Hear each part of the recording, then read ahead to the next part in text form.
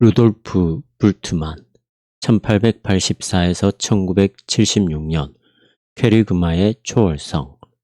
친정통주의의 다른 주요 주창자들과 달리 루돌프 불트만은 우선 조직신학자가 아니라 신약 성경학자였다. 그의 주된 관심사는 성경적 기독교 신앙을 현대의 지성에게 이해시키는 것이었다. 그는 작업을 위하여 신약 성경에 대한 실존주의적 해석을 채택했다. 그것은 이 고대 문서의 메시지가 개인에게 주어진 하나님의 말씀으로서 개인의 신앙적 반응을 촉구하는 것으로 보는 해석이다.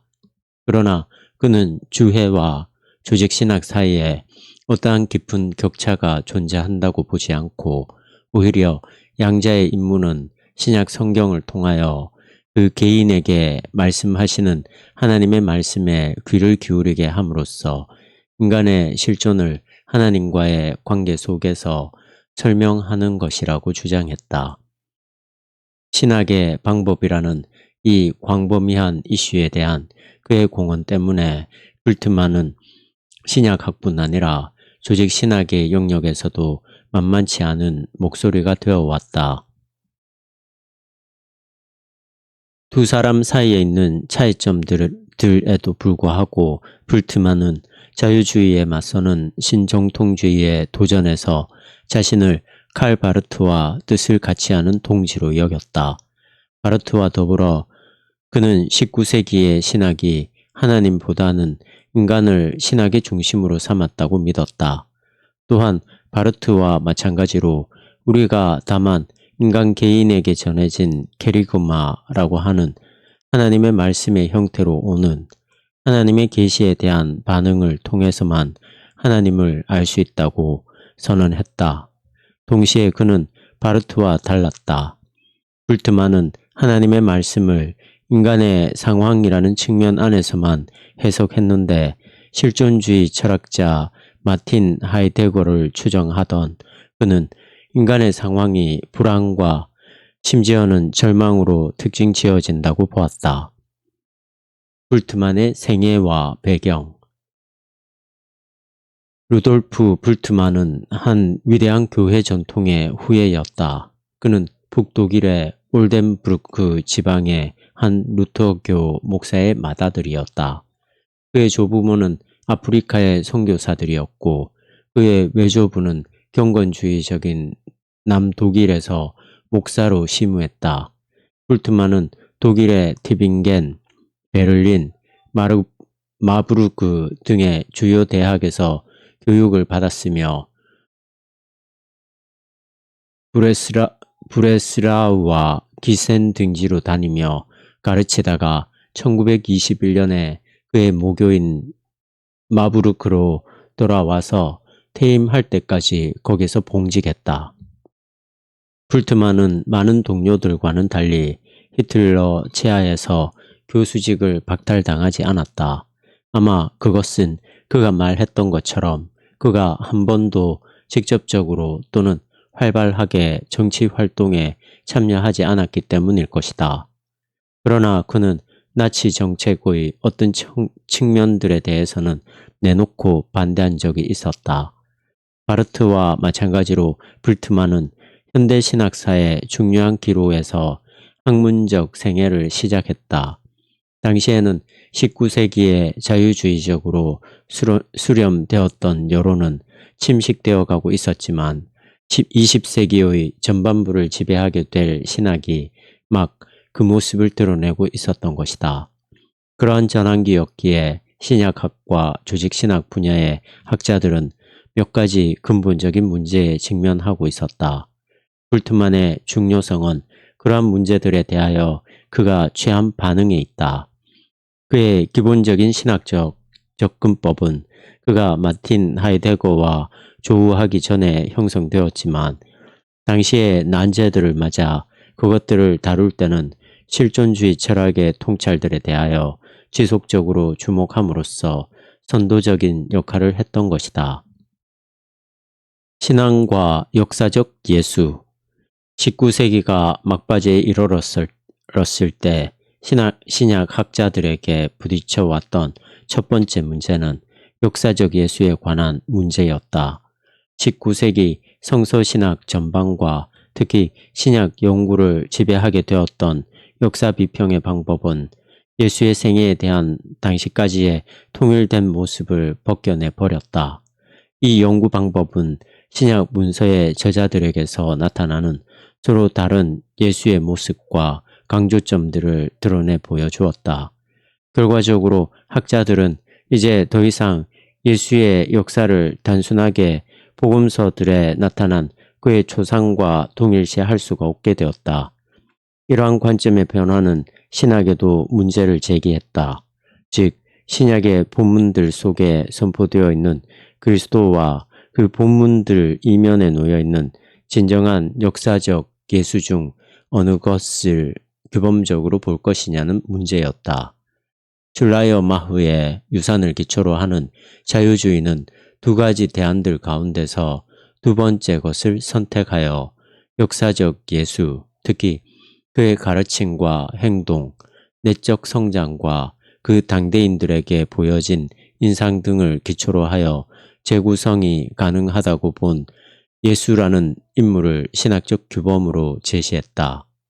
이러한 방침에 입각하여 학자들은 후에 역사적 예수 연구라고 불리게 된 작업에 착수했다. 그것은 복음서들의 이면으로 들어가서 예수 자신이 말하고 행하던 바가 정확하게 무엇인가를 결정하고자 하는 시도였다. 그러나 세기 말에 이르면서 어떤 학자들은 그러한 연구에 대하여 의문을 제기하기 시작했다. 알버트 슈바이처는 기념비적인 작품 역사적 예수 연구에서 그러한 예수를 찾는 작업은 실패로 끝났다고 결론을 내렸다. 연구자들이 텍스트로부터 재구성한 예수의 모습은 그들 자신의 상상을 반영하는 것에 지나지 않았다. 슈바이처는 이러한 자유주의적 초상과는 대조적으로 진정한 역사의 예수는 세계 종말의 임박을 선포했던 묵시문학적 설교가였다고 주장했다. 그러한 만큼 그는 현대인에게는 전혀 생소한 사람이었고 그렇기 때문에 그는 오늘날을 위한 아무런 메시지도 가지고 있지 않다고 했다. 마틴 켈러는 슈바이처와는 다소 다른 방향으로 나아갔다. 소위 역사적 예수와 역사, 성경적 그리스도에서 그는 신약 성경의 의미를 푸는 열쇠는 그것이 묘사하는 역사나 역사적 연구 방법을 통하여 주어지는 것이 아니라 교회가 선포한 메시지를 통하여 주어진다고 주장했다. 그는 진정한 이 그리스도는 선포된 그 그리스도이다라고 주장했다. 불트만이 이 분야에 진출하면서 그는 켈러의 편에 섰고 어떤 의미에서 그는 켈러의 입장을 급진화시켰다. 이러한 점에서 그는 양식 비평이라고 불리는 학문적 방법을 복음서에 철저하게 적용한 것으로 잘 알려져 있다. 신약학자 불트만은 역사의 예수라고 알려진 것에 대하여 대략 부정적인 결론에 도달한다. 복음서의 자료들은 그것들이 실적에 이미 헬라적 맥락의 사고 형태로 뒤덮인 예수를 제시하고 있다고 그는 주장했다. 사실상 신약 성경은 역사의 예수에 대한 관심이 없다. 그것의 초점은 신앙적 그리스도이다. 그러나 불트만은 역사적 예수에 관한 지식이 이렇게 결핍되어 있다고 해서 기독교 신앙에 손해가 끼쳐지지는 않는다고 했다. 그는 신앙의 중심이 되는 것은 예수에 대한 역사라기보다는 초대교회의 캐리그마, 즉 메시지라고 주장했다. 이러한 결론은 두 가지 사실을 고려한 가운데 나온 것이다. 심지어 신약 성경 자체도 초대교회의 선포를 기록한 문서로서 역사적 예수에 대한 사실들보다는 캐리그마적 그리스도에 대하여 그 관심을 집중시키고 있다고 그는 주장했다. 더욱이 그러한 결론은 실존주의적 범주들을 기초로 형성된 바 신앙의 본질에 대한 불트만의 이해와 일치한다. 신앙은 역사적 연구의 결과들로부터 생기는 것이 아니다.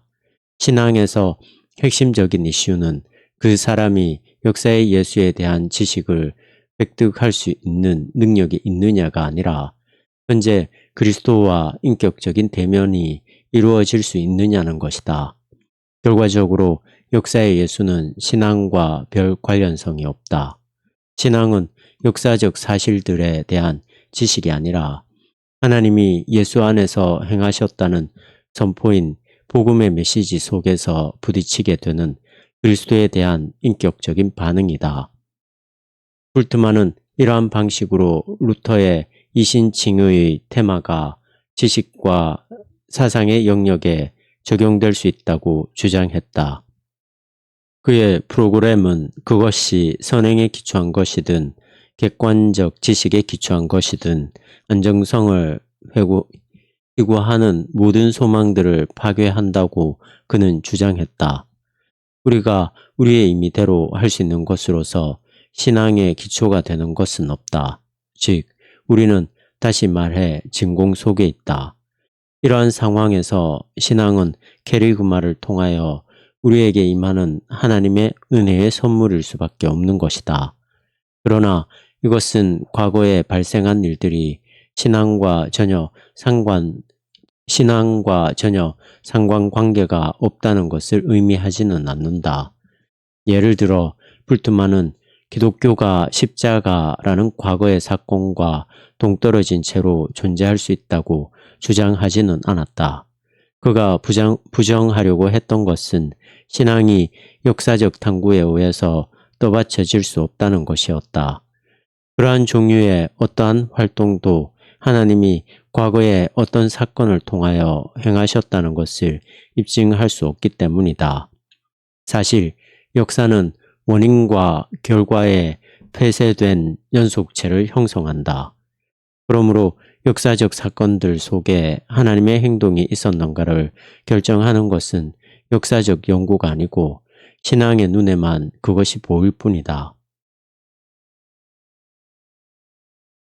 역사적 연구를 통하여 얻을 수 있는 가능한 결과들에 대하여 급진적인 회의를 보인 것과 일관된 어조로 불트만은 역사적 예수 자신을 하나님의 계시의 초점으로 볼 수 없다고 주장했다. 여기서 그는 신정통주의의 특징인 계시의 캐리그마적 이해를 충실하게 대변하는 대변자였다. 그는 하나님의 계시는 한 개인이 그리스도에 대한 선포와 부딪히게 되는 그 현재적 조우에 놓여 있다고 주장했다. 과거의 사건들이 중요하다면 그것은 다만 하나님이 예수 안에서 구속적인 행위를 하셨다는 바로 그 사실 때문이다. 불트만의 평가로 볼 때 예수의 생애에 대한 연구가 제시할 수 있는 하나님의 행동에 대한 어떠한 세부적 사실들도 신앙과 관련해서는 중요하지 않다. 이러한 이유 때문에 그는 예수 자신의 설교를 초기 기독교가 아닌 유대교의 맥락 안에 두면서 그가 말한 것으로 잘 알려진 다음과 같은 주장을 했다. 예수의 메시지는 신약의 전제이지 그 신학의 한 부분이 아니다. 종말론. 불트만이 다루었던 두 번째 이슈는 종말론에 대한 것이다. 19세기는 낙관주의 시대였다. 자유주의 운동을 하는 신학자들은 신약 성경의 문헌 속에 묵시문학적 요소가 세계가 큰 재앙과 함께 종말을 맞이할 것이라는 예견과 같은 것, 묵시문학적 요소가 존재한다는 것을 인정하고 있었지만 그러한 문구들은 예수의 진정한 메시지에 부록으로 붙어있는 별로 중요치 않은 것이라고 일축했다. 대신 예수의 종교적 중요성 때문에 그가 가르쳤던 영원한 진리들이나 그의 인상적인 인물 댐댐이 같은 것에만 주목했다. 그러므로 그들에 의하면 신약 성경의 중요성은 그것이 제공하는 종교적 통찰들 속에 집중되어 있었다. 19세기가 막바지에 접어들 때쯤 자유주의적 주장의 이러한 측면은 마찬가지로 의문에 붙여지게 되었다. 학자들은 신약 성경에서 묵시문학의 중심성을 재발견하게 되었다. 이러한 재발견을 도왔던 사람들은 요하네스 바이스와 알버트 슈바이처였다. 그들은 묵시문학적 테마들이 예수의 설교에서 단지 지엽적인 것이 아니라 오히려 그의 메시지는 그 신학적 정의에서 철저하게 묵시문학적이었으며 종말론적이었다는 점을 설득력 있게 주장했다. 그러나 슈바이처는 그러한 발견은 그 중심적 내용, 즉 임박한 세계의 종말에 대한 믿음이 거짓된 것으로 판명되는 바람에 결국 신약 성경을 불신하는 결과를 가져왔다고 평했다. 불트만은 바이스와 슈바이처의 연구 결과를 기초로 하여 그 위에서 출발했다. 그는 예수와 초기 기독교 공동체가 하나님의 나라가 곧 도래할 것이라는 결국 실현되지 않은 기대를 하고 있었다는 사실에 동의했다. 그러나 그렇기 때문에 신약 성경의 메시지의 적실성에 대하여 부정적인 결론을 내릴 수밖에 없다는 쪽으로 가기보다는 신약의 종말론을 재해석했다.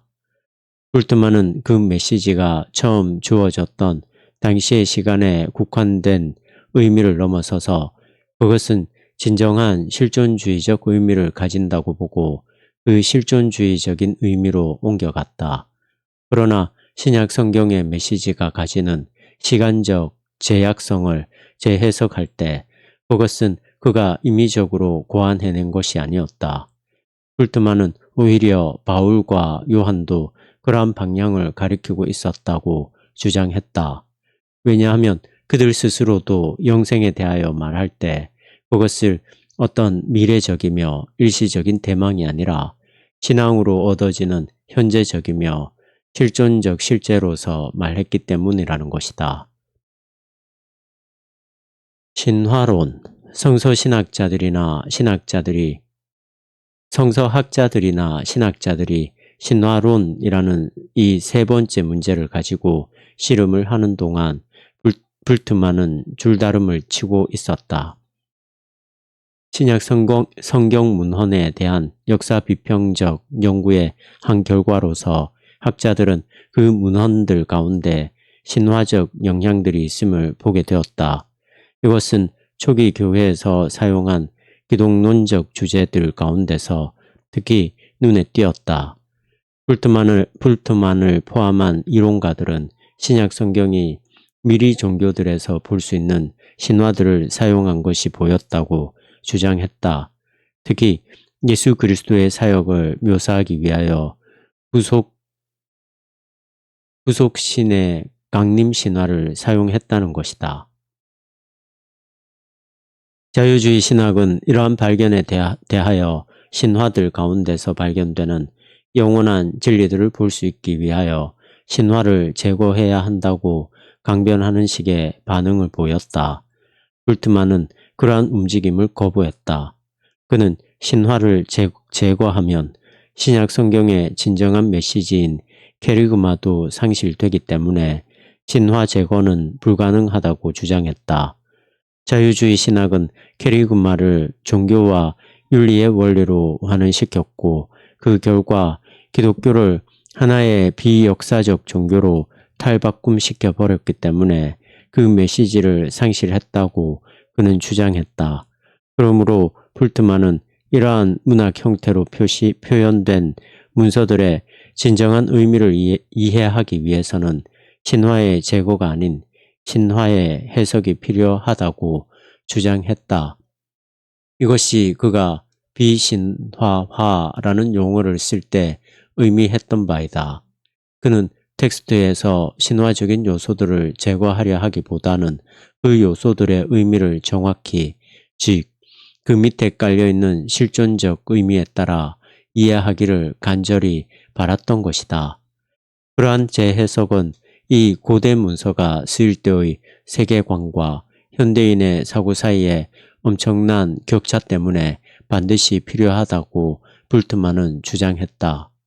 그는 신화에 대하여 초월적 실제를 현세적 용어들로 재현하는 사고의 형태라고 정의했다. 그러나 그러한 정의는 하나님의 행위에 대한 어떠한 말도 신화의 반열에 속한다는 결론으로 쉽게 넘어갈 수 있는데, 이것은 불트만이 강력하게 거부했던 견해이다. 이러한 가능성을 피하기 위하여 그는 신화라는 용어를 사용하되 실제로 현대 정신의 특징이랄 수 있는 자연과학적 지향성으로부터 제외되어 있는 표현들을 가리키는 말로서 신화를 이해한다는 또 다른 설명을 제시했다. 불트만에 의하면 비신화화를 통하여 신화적 언어들을 제대로 이해할 수 있다. 신화가 문제가 되는 것은 그것이 기독교의 메시지를 현대의 지성으로 하여금 납득하지 못하게 하기 때문일 뿐 아니라 그로 인하여 메시지 자체가 왜곡되어 캐리그마와 진정한 조우를 하지 못하도록 방해하기 때문이다. 불트만은 비신화화라는 프로그램이 현대인들에 대한 복음 설파의 과업을 촉진시켜 주기 때문에 합리화될 수 있다고 주장했다. 불트만이 가지고 있는 최우선적 관심은 복음을 듣는 사람들마다 초월하시는 하나님의 실제와 실존적으로 맞닥뜨리게 하는 것이다. 비신화화 작업은 이러한 조우가 가능하도록 해주기 때문에 절대적으로 필요한 것이다. 비신화화는 성경에서도 그 전례를 찾아볼 수 있다고 불트만은 덧붙였다. 이러한 기획은 신약 성경 자체에서도 이미 괄목할 만한 발전을 보이고 있는데 특히 바울과 요한의 글들에서 관찰된다. 해석학. 불트만이 다루었던 신화의 문제는 그와 상응하는 또 하나의 신학적 문제, 곧 해석학이라는 문제와 관련된다. 역사 비평적 연구는 성경 기자들의 지적 세계와 현대 세계의 지적 세계 사이에 대단히 큰 격차가 존재한다는 것을 인식하도록 해주었다. 불트만은 이러한 이슈에 대해서도 반응을 보였다. 자유주의 신학은 고대의 텍스트와 현대적 사고 사이에 벌어져 있는 격차를 좁히기 위한 노력으로 그 문서들 속에서 영원한 진리들을 찾아냈다. 그들에게는 그 중에 가장 중요한 것이 예수가 가르쳤던 윤리적 원리들이었다. 그러나 이 점에서 불트만은 다시 자유주의적 접근법을 배격했다. 그는 그렇게 반응을 보이는 것이 뭘 모르는 데서 나온 것이라고 보았다. 즉, 그들은 본문 안에 보편적이고 영원한 원리들이 들어있다가 기다렸다는 듯이 객관적인 해석학적 수단들에 의하여 발견될 것이라는 가정을 하고 있다는 것이다. 이에 대하여 불트만은 독자와 본문의 관계는 그것보다는 훨씬 더 복잡하다고 주장했다. 그는 우리가 본문에 대하여 어떠한 질문들을 가지고 가느냐에 따라 그것으로부터 얻을 수 있는 답이 결정되는 것이며 본문이 다루는 주제와 우리가 어떠한 관계를 가지고 있는가가 질문을 결정한다고 말했다. 불트만은 고대의 텍스트와 현대 세계 사이에 놓여있는 격차는 우리의 주해 작업에 적절한 전이해를 수용할 때 비로소 극복될 수 있다고 주장했다. 그가 보기에 고대의 텍스트와 현대의 독자를 연결시켜주는 질문은 인간 실존에 대한 것이었다. 그들의 신화적 우주관, 이것은 그들의 신화적 세계관을 통하여 표현되어 있다. 그들의 신화적 우주관에도 불구하고 성경 기자들은 어느 시대에든 인간들의 마음속에 놓여있는 동일한 질문인 인간의 개인적 실존에 대한 질문을 제기하고 있다. 이 때문에 불트만은 결론적으로 말하기를 실존주의는 인간의 실존을 이해하기에 가장 적합한 시각과 개념들을 제시하기 때문에 성경 문서들에 접근하는 데 필요한 적절한 전이해를 제공한다고 했다. 인간 실존에 관한 결정적인 질문을 그 본문을 가지고 감으로써 우리는 하나님의 말씀이 그 성경의 캐리그마를 통하여 우리에게 말씀하시는 것을 들을 수 있게 되고 그 결과 우리는 초월자와 직면하게 된다. 하나님의 초월. 불트만이 답을 찾고자 했던 마지막 문제는 신론에 관한 것이었다. 우리가 앞장에서 보았듯이 19세기의 신학은 내재하시는 하나님에 대하여 대단히 강조를 했다. 칼 바르트는 신학자로서 그의 생애 초기 몇 년 동안 키에르케고르의 무한한 질적 차이라는 개념, 하나님은 피조물과 질적으로 다르기 때문에 철학적 이성을 통하여 하나님에 관한 지식을 얻을 수 없다. 무한한 질적 차이라는 개념에 기초하여 그러한 강조점에 대항하는 운동을 출범시켰다. 그렇게 함으로써 바르트는 하나님의 초월성을 재도입했다. 불트만은 바르트의 이러한 시도에 함께 참여했다.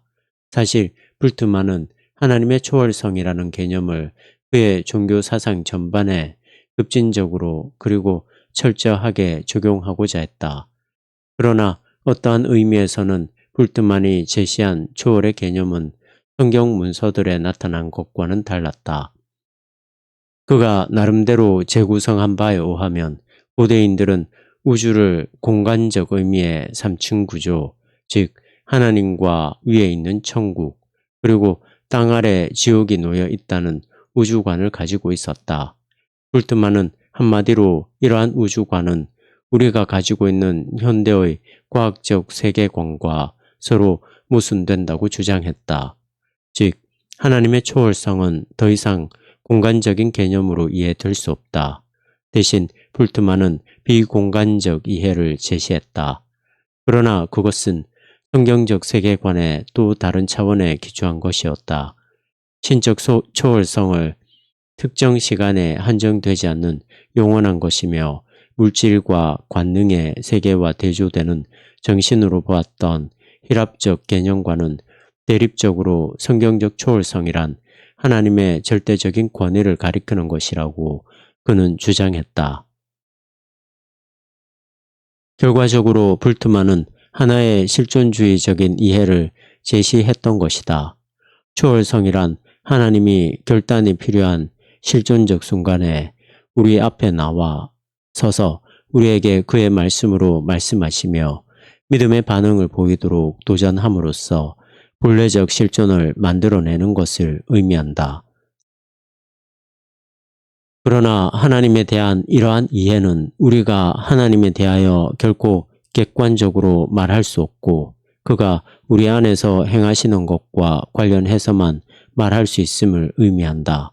하나님은 그의 말씀 안에 드러낸 하나님의 자기 계시에 대한 개인적 신앙의 반응이 아니고서는 알 수 없다. 이 자기 계시는 하나님에 대한 진리의 전달이나 지식의 체계가 아니라 그 개인을 불러서 반응하도록 촉구하는 하나의 사건이다. 그러므로 그는 우리가 하나님에 관하여 말할 수 없다고 주장했다. 우리는 조연하게 비인격적이고 객관적인 말로 하나님에 관하여 말할 수 없고 다만 하나님을 말할 수 있을 뿐이라는 것이다.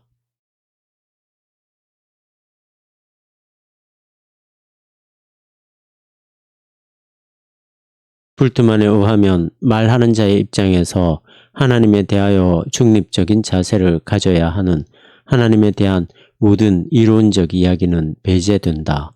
마찬가지로 그리스도는 관념의 체계가 아니라 그 개인에게 주어진 하나님의 말씀이란 의미에서 하나님의 말씀이다. 더욱이 불트만은 하나님에 대한 진술들과 인간 개인에 대한 진술들 사이에 상호적인 관계가 있다고 보았다. 그를 비판하는 어떤 사람들이 주장하는 것처럼 그가 이러한 주장을 함으로써 신학을 한갓 인간학으로 환원시켰던 것이 아니라 오히려 둘이 서로 뗄 수 없는 관계에 있음을 보였던 것이다. 신학적 진술들은 그것이 동시에 인간학적 진술일 때에 비로소 가능하다. 실존주의와 신학. 이미 지적된 대로 불트만의 신학적 접근법은 신학적 과제를 위하여 실존주의 철학을 어떻게 이용할 것인가에 그 초점이 맞추어져 있었다. 이제 우리는 그가 제시한 실존주의적 신학의 강령이 무엇인지 좀 더 자세히 살펴보아야 하겠다. 신학을 위하여 어떤 특정의 철학을 이용하는 경우마다 그 신학자가 선택하는 철학적 기초에 대한 질문을 하게 된다. 불트만의 경우에 이 질문은 실존주의와 관련하여 주어진다. 불트만은 왜 실존주의 철학이 신학에 유익하다고 생각했는가? 불트만의 제자 슈버트 옥테는 이 독일 학자가 신정통주의의 목표에 공감하기 때문이라고 이론적 근거를 제시했다. 그는 불트만의 1차적 동기가 하나님의 절대적인 초월성을 지키고자 하는 관심에 근거한다고 말했다. 실존주의를 통하면 그가 1차적인 관심을 가지고 전달하고자 하는 하나님과 인간에 대한 기본적 개념을 그가 아는 한에서 그 밖에 어떤 개념을 통해서 표현하는 것보다 더 적절히 표현할 수 있다는 것이다. 다른 이들은 불트만의 이러한 움직임이 그가 극복하고자 했던 해석학의 문제, 즉 어떤 텍스트에 접근할 때 그것에 대한 질문을 던지되 이미 알고 있는 개념들로 그 본문에 영향을 주지 않으면서 그 본문을 다루는 것이 불가능하다는 문제에 기인한다고 본다. 불트만은 다만 인간 실존에 대한 물음이 해석학적 원리로서 유일하고 적절한 것이라고 보았다. 우리는 불트만의 이러한 동기를 그가 다루고 있는 문제들 가운데 하나에 국한된다고 보아서는 안 될 것 같다. 오히려 그는 분명히 실존주의에서 그가 언급하고 있는 모든 문제 전반을 다룰 수 있는 유용한 열쇠를 발견했던 것이다.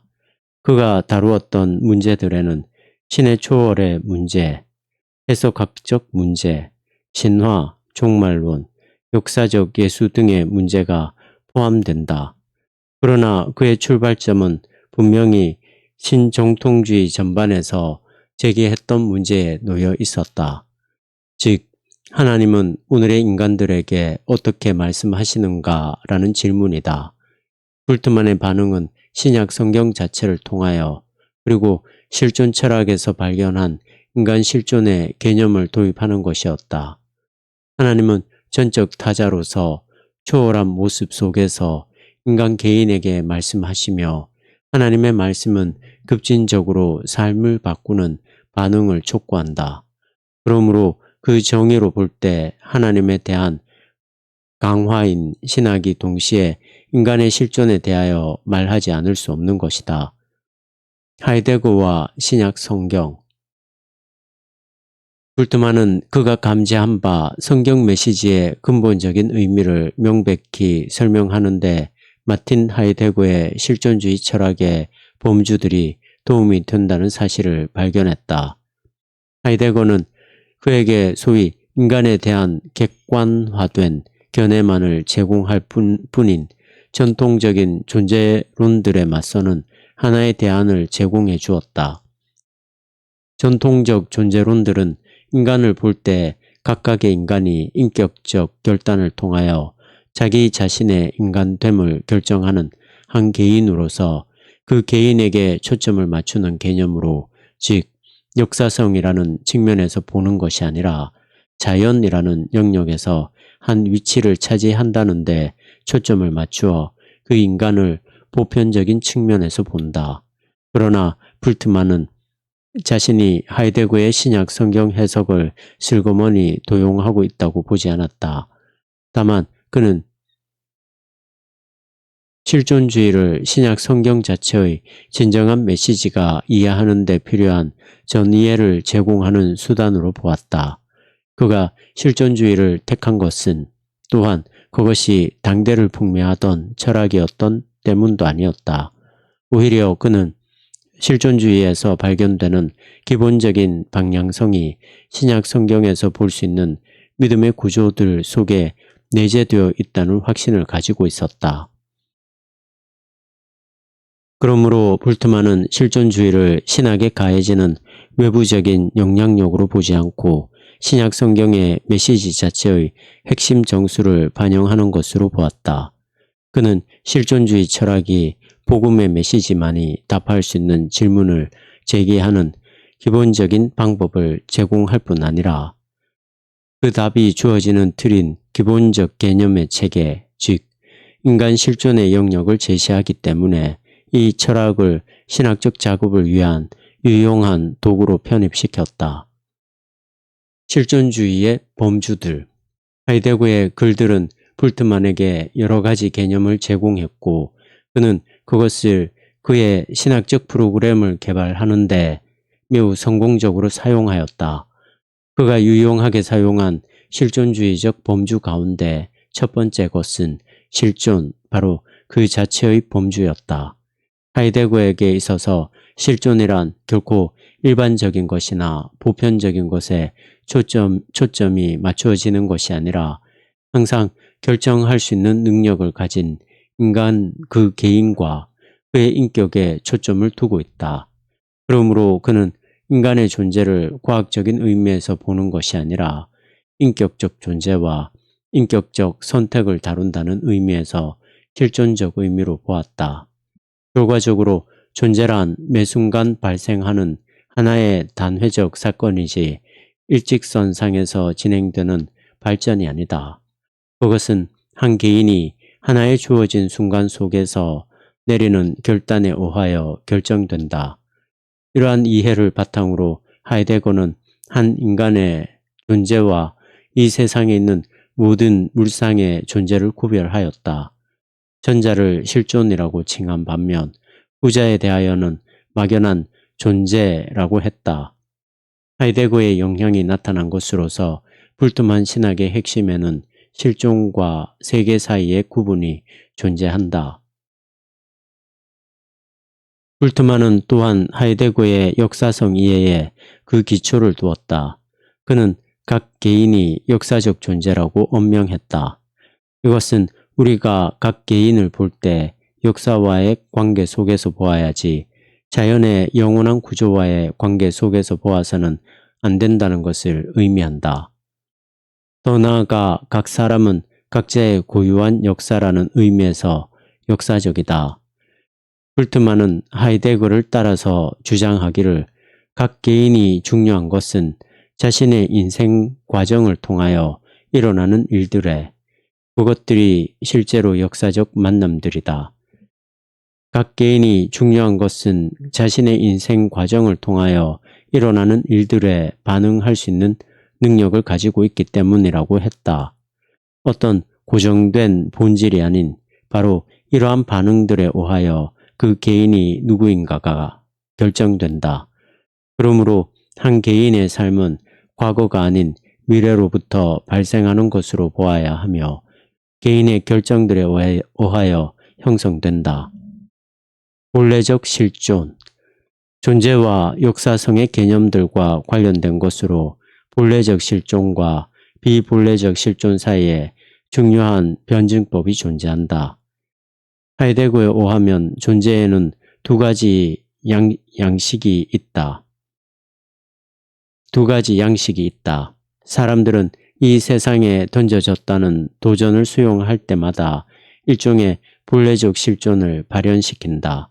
반면 그들이 이 세상과 자신 사이에 구분을 상실할 때마다 비본래적 실존을 발현시킨다. 볼트만에게 이것은 기본적으로 불신앙이다. 볼트만은 죄와 신앙이라는 성경의 용어들 사이의 구분을 이해하기 위하여 이러한 도식을 사용했다. 비본래적 실존은 세상, 즉 현실적인 것들의 영역이나 자신이 이룩한 성취들 또는 과거 속에서 안정성과 만족을 추구하는 것이라고 그는 주장했다. 이것은 하나님을 떠나서 자신 안에서만 자기를 이해하려는 것으로서 죄이다. 이와 대조적으로 본래적 실존은 삶의 기초를 세상에 두기를 거부하는 대신 자기 중심적인 안정성을 부인하고 미래에 대하여 자신을 여는 개방성을 가지고 보이지 않는 것들의 삶의 기초를 둔다. 불트만의 말을 빌리자면 그것은 이 세상에서의 삶이지만 동시에 이 세상이 마치 존재하지 않는 것처럼 여기며 세상과는 대조적으로 사는 것이다. 이것은 신앙, 곧 하나님에 대한 인격적 헌탁이다. 그리고 하나의 새로운 자기 이해는 신앙을 통하여 나온다. 신앙은 그 개인이 그 안에서 자기 자신의 존재를 발견하게 되는 하나님에 대한 반응의 행위이기 때문이다. 역사. 불트만이 사용한 또 하나의 주요한 실존주의적 개념은 역사의 개념이다. 여기서 그는 하이데거를 따르는 대신 19세기의 사상과 결별하고 있다. 역사란 단순히 비인격적이며 초연한 태도로 과거의 사실들에 대하여 추구하는 학문이 아니다. 오히려 진정으로 의미 있는 역사적 지식이란 항상 실존주의적 지식이다. 그것은 인격적 만남을 이루며 역사와의 교섭을 통하여 오는 것이다. 역사에 대한 그의 사고의 근간을 이루는 것은 불트만이 분명 마틴 켈러로부터 받아들인 히스토리와 게시히테 사이의 구별이다. 불트만 자신은 역사에 대한 두 가지 인간 행동의 영역과 그러한 행동의 결과로 주어진 사건들의 유형으로 대별하여 이해되는 역사에 대한 두 가지 서로 다른 접근 방법을 가리키는 두 용어에 상응하는 형용사들을 사용했다. 초연한 중립적 관찰은 과거를 원인과 결과의 연쇄로 보고 거기서 사실적 정보만을 이끌어낸다. 그러나 사건들을 인간 실존이라는 문제의 시각에서 접근하면 더 이상 단순히 과거에 일어났던 일들이 아니라 현재적 사건이 되어 한 개인의 인격적 실존을 드러낼 수 있다. 그러므로 단순한 사실들보다 더 중요한 것은 의미 있는 역사, 곧 계속해서 영향력을 미치며 의미를 주는 사건들이다. 그러므로 역사가 현대적 의미를 가지기 위해서는 의미를 가지는 사건으로 해석되어야 한다. 불트만은 그러한 의미는 역사의 흐름으로부터 이탈한 어떤 관점에서 관찰해서는 발견할 수 없다고 말했다. 오히려 자기 자신의 개인적인 역사로부터만 시작할 수 있다는 것이다. 결과적으로 역사 연구에 임하는 사람이 가질 수 있는 1차적인 관심은 인간의 실존에 대한 질문뿐이다. 그리고 궁극적으로 중요한 것은 인격적인 개인의 역사, 곧 그 개인의 본래적 실존이다. 이러한 역사관에 관련된 것이 불트만의 시간에 대한 이해이다. 그는 이것을 하이데거의 염려에 대한 삼중 구조로부터 따왔다. 불트만은 시간을 과거, 현재, 그리고 미래로 나누는 일반적 구분이 현재를 비차원적인 수학적 점으로 삼고 과거와 미래를 나누기 때문에 문제가 된다고 보았다. 반면 하이데거의 실존적 시간 이해는 현재를 결단의 시점으로 보고 현재에 초점을 맞추었다. 과거가 단순히 한번 일어났던 일을 가리키기보다는 비본래성의 영역과 맺고 있는 관계 때문에 그것이 중요하다. 이렇게 생각하게 되는 것은 과거란 결정의 부재나 가능성이 결핍된 것을 가리키기 때문이다. 과거는 이제 고정되어 있기 때문에 더 이상의 가능성을 가지지 않는다. 한 사람의 과거와 연관되어 있는 비본래성은 과거의 죄를 인정함으로써 개인의 실존에 부과된다. 마찬가지로 미래는 아직 아닌 것 그 이상이다. 그것은 결단을 요구하는 가능성의 영역이다. 한 사람의 현 존재 속에서 그 개인은 미래, 곧 가능성의 영역에 직면한다. 결과적으로 각 사람은 미래로부터 살도록 요청받는 것이다. 이제 현재는 단순히 지금이 아니다. 그것은 책임적 결단의 상황, 즉 과거와 미래를 통합시켜 본래적 실존으로 만들어야 할 결단의 상황이다. 신앙과 복음, 이 중요한 기로에서 불트만은 그의 실존주의 스승과 결별했다. 여기서 그는 필요한 요소로서 기독교적 캐리그마를 도입했기 때문이다. 본래적 실존이 외부의 도움 없이도 개인이 도달할 수 있는 위치에 있다고 희망을 내비쳤던 하이데거와 달리 불트만은 본래적 실존은 기독교적 선포에 제시된 하나님의 은혜에 오직 믿음의 반응을 보임으로써만 나타나며 그 반응 자체는 하나님이 일으키신 하나의 기적이라고 주장했다. 그러나 이로 말미암아 우리는 다시 불트만이 말하는 기독교 캐리그마의 이해와 그것이 믿음과 갖는 관계의 문제로 되돌아간다. 바울의 말을 따라 그는 캐리그마가 구원 사건으로서의 십자가와 부활에 대한 설교라고 주장했고 이 두 사건은 불가분리의 연합을 이루고 있는 하나의 사건이라고 보았다.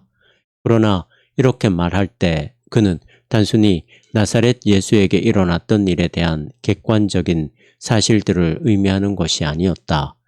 이미 우리가 주목해 본 바대로 불트만에게 있어서 의미 있는 역사는 해석되지 않은 채로 남아있는 야성적 사실들과 동일시될 수 없다. 신학자로서의 생애 초기에 그는 이미 예수의 죽음과 부활이 속죄와 용서의 능력을 가지고 있다는 사실을 증명하려는 모든 이론들을 배척했다. 중요한 것은 십자가와 부활의 의미, 즉 하나님의 말씀이 오늘의 개개인들에게 주어질 때 그것들이 지속적인 의미를 갖는다는 것이 중요하다. 우리가 캐리그마에 대하여 반응할 때 십자가와 부활은 우리의 경험이 된다. 이러한 식으로 이해하게 될 때 십자가는 불트만은 이것을 예수의 역사의 한 사실로 받아들였다. 십자가는 하나님이 인류를 해방하기 위한 인류에 대한 심판이다. 부활은 불트만은 이것을 과거 역사의 한 사건으로서 말하기를 거부했다.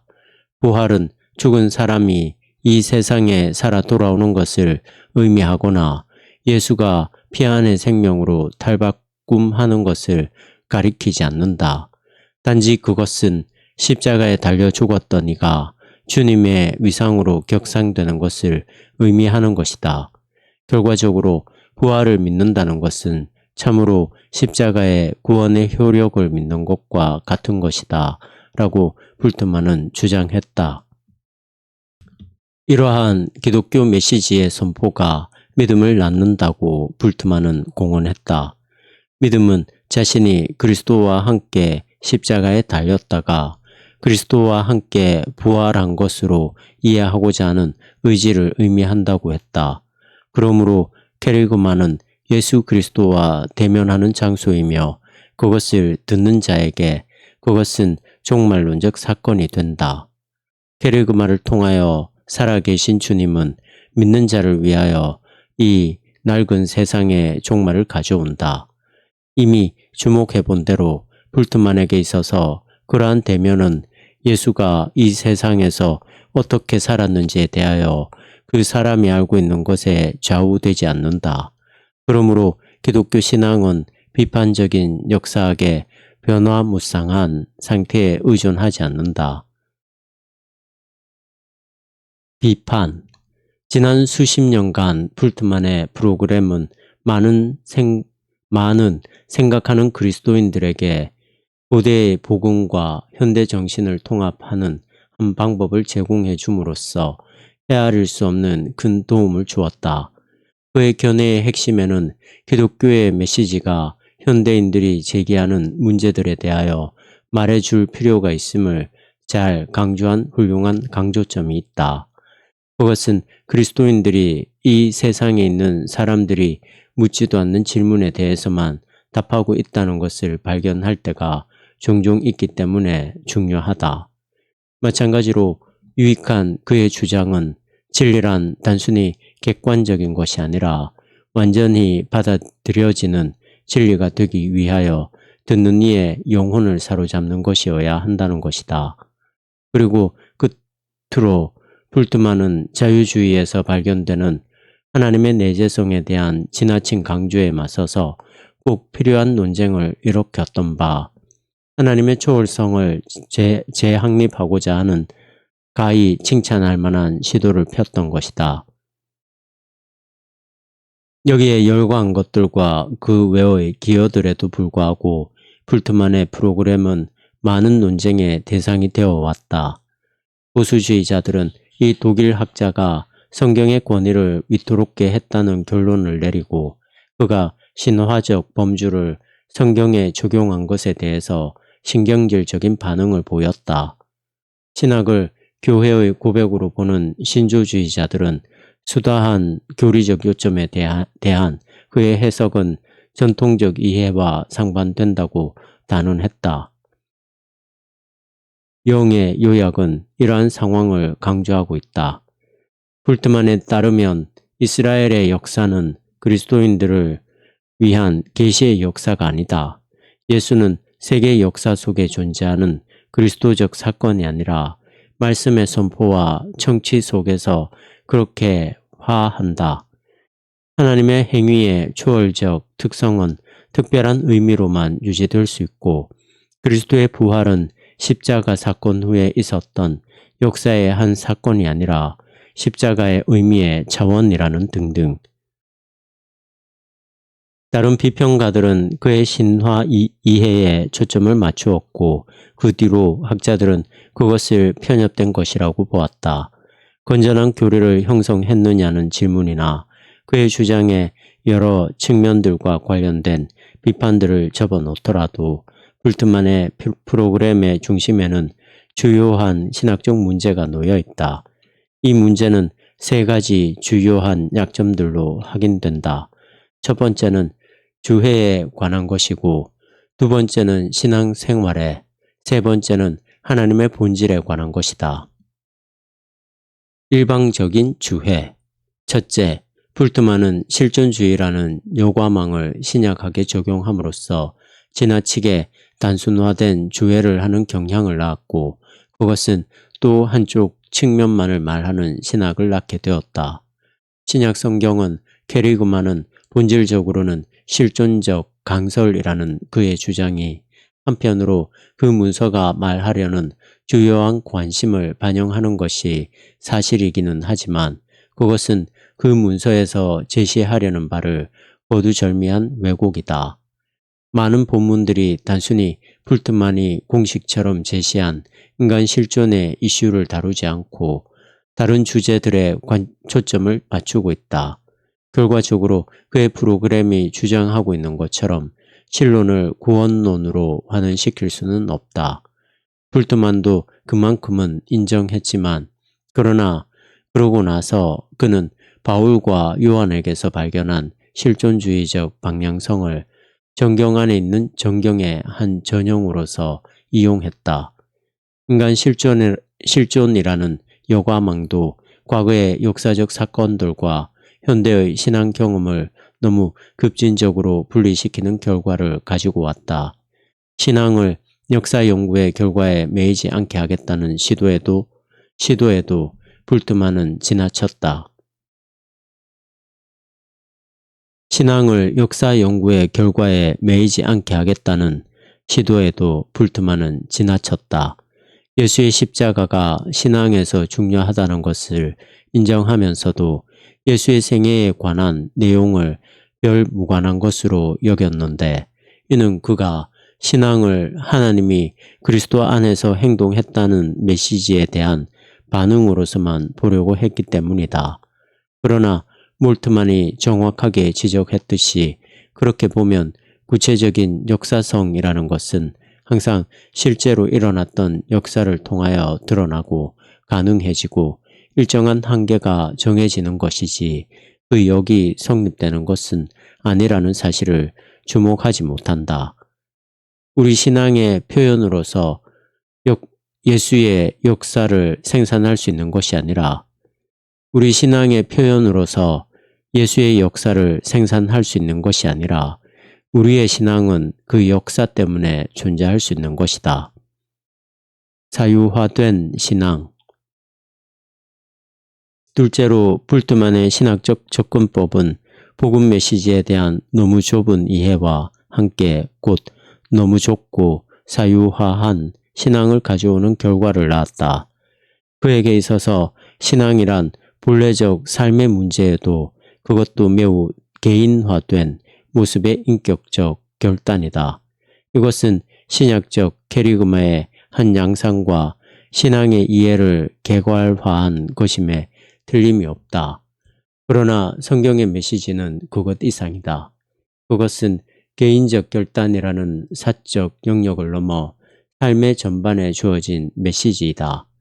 불트만의 실존주의적 강조는 기독교 신앙의 공동체이며 사회적인 차원들을 제외시킬 위험이 있다. 그는 믿음이 신자의 삶에 미치는 외적 영향이나 신자들의 공동체적 삶에 대해서는 거의 강조하지 않았다. 또한 우리는 그의 프로그램 안에서 신자들이 더 넓은 사회에 참여해야 하는 것에 대한 근거를 찾을 수 없다. 반대로 그의 실존주의적 방향성은 내향성을 키워줌으로써 곧 복음의 사회적, 정치적 의미들을 간과하게 한다. 신학적으로 볼 때 불트만의 프로그램은 개인의 칭의, 그 개인이 비본래성으로부터 본래성으로 변모하고자 하는 결단의 필요성을 강조했다. 불트만의 프로그램은 개인의 칭의의 필요성을 강조했다. 그러나 그것은 성화나 그리스도인으로서의 실제적인 삶의 역학, 서로가 연합하는 공동체 속에서 그리고 이 세상에서 주님의 제자들로서 영적 성장을 해가는 것에까지 나아가지 못했다. 마찬가지로 그의 저술들이 교회에 대하여 거의 말하지 않고 있다는 것을 가볍게 볼 수 없다. 그 이후에 전개된 신학적 발전을 놓고 볼 때 불트만의 신학이 부분적으로 도움이 되는 구원론을 제시하고는 있지만 만족할 만한 교회론이 부족하다는 결론을 내릴 수밖에 없다. 왜곡된 하나님. 끝으로 불트만은 그의 실존주의적 여과망의 영향 아래 무한한 질적 차이라는 주제를 급진적으로 적용한 결과 하나님에 대한 이해가 왜곡되기에 이르렀다. 신학적 강화를 인간 실존의 차원에만 국한시키다 보니 하나님의 영원한 실제라든지 이 세상에서의 하나님의 행동 등에 대한 주장을 배제시키는 결과를 가져왔다. 이 독일 학자의 의도는 칭찬할 만한 것이다. 자유주의의 내재성 신학을 맞이하여 하나님을 초월자로 개개 인간과는 대조적으로 서 계시는 전적 타자로서 하나님을 격상시키려고 했던 그의 의도는 옳았다. 그러나 불트만은 이 하나님이 내 안에서 행동하시는 경우에만, 즉 그분이 본래적 실존을 창조하시는 한에서만 그분을 알 수 있다고 주장했다. 따라서 신학을 본래적 실존으로 이끌어가는 하나님과의 체험적 만남에 대한 성찰로 만들어버리는 실수를 했다. 그렇다고 해서 불트만이 신학을 인간학으로 환원시켰다고 주장하는 것은 옳지 않다. 그 자신도 이러한 비판에 대해서는 일축한 바 있다. 그러나 하나님에 대하여 진술할 때 동시에 인간에 대하여 말하지 않는 하나님에 대한 진술은 없다는 것을 의미했던 것은 사실이다. 우리 자신에 대하여 말하는 한에서만 우리가 하나님에 대하여 말할 수 있다고 한 불트만의 주장은 하나님의 영원한 본질을 인간의 신학적 주장의 한계 밖에 놓이게 한다. 그러므로 하나님을 영원한 신적 실제로는 알 수 없게 된다. 불트만은 이러한 상황이 신앙의 목적과 일치한다고 주장했다. 신앙이 관심을 가지고 있는 신비는 하나님이 그 자체로서 어떤 분이신가에 대한 것이 아니라 그는 인간과 더불어 어떻게 행동하는가에 대한 것이다.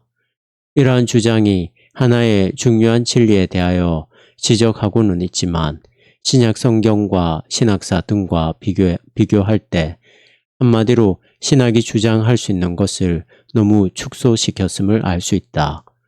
고전적 신학의 탐구에서 중심이 되는 것은 하나님의 영원적 실제에 대하여 그가 신자 개인에게 어떤 분이신가라는 질문에 국한되지 않고 오히려 그러한 질문을 넘어서기까지 신학적 주장을 하고자 하는 열망이다. 불트만의 입장은 신적 실제에 대한 진술이 그 범위에 있어서 축소되고 있을 뿐 아니라 이 세상에서의 하나님의 행동에 대한 진술들마저 방해하는 쪽으로 진행된다.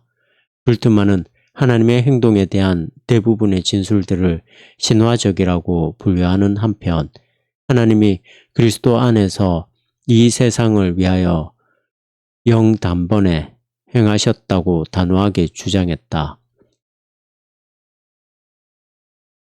그리고 이러한 신적 행동에 관한 학원들이 어떻게 인간의 실존이라는 측면에서 이해될 수 있는가를 일관되게 보여주려고 했다. 그러나 존 맥커리가 지적했듯이 하나님의 능력 있는 행동들, 은혜, 계시 또는 예수의 독특성 등에 관한 모든 성경적 주장들이 다 실존주의적 해석의 기준에 따라 성립될 수 있는 것은 아니다. 그러므로 불트만의 프로그램이 요구하고 있는 것처럼 초월에 대한 모든 진술들을 인간 자신에 대한 주장들로 바꿀 수는 없는 것이다. 그의 엄격한 실존론적 방향성은 기독론적 주장들에 대해서도 부적당한 한계를 설정해버렸다. 불트만 스스로도 어쩔 수 없이 하나님의 행동에 대한 주장들을 한 특정의 역사적 사건, 즉 예수 그리스도는 종말론적 영단번에라는 말로 이해되어야 한다는 단순한 진술로 국한시키고 말았다. 그러나 그러한 진술은 역사적 예수를 영원한 로고스로 보는 예수의 위상에 대한 주장을 배격하고 있기 때문에 예수의 의미에 대한 다양한 이해와 신약 성경이나 교회가 긍정하고 있는 예수 안에서 행하시는 초월적인 하나님의 행동의 의미 등으로 미루어 보아 결국 한마디로 부적절하다고 하겠다. 결론. 불트만은 복음이 고대 세계의 신화들에 의하여 방해받지 않고 현대의 지성을 향하여 말할 수 있도록 해야겠다는 한 가지 관심에 따라 움직였다. 그는 사람들이 모든 신화적인 개념들을 내팽겨쳤기 때문에 더 이상 원인과 결과라는 연쇄고리의 사슬 안에서 초자연적 행동들에 관하여 말할 수 없게 되었다고 생각했다. 그는 역사 속에 나타난 하나님의 행동에 관한 진술들을 신앙의 영역으로 국한시킴으로써 복음의 진정한 추문에 현대인들이 직면케 되기를 바랐던 것이다. 그렇게 하기 위해서는 칸트의 지도를 따라서 자율적인 자연세계의 영역과 초월적인 신앙의 영역 사이에 돌파할 수 없는 선을 긋지 않으면 안 되었다. 과학과 철학의 영역에서 이루어진 후속적인 발전은 그러한 조치가 얼마나 불행한 것이며 불필요한 것인가를 보여주고 있다. 소위 자율적인 자연의 영역을 원인과 결과에 폐쇄된 사실로 보는 것 자체가 하나의 신화라는 사실이 폭로되었다.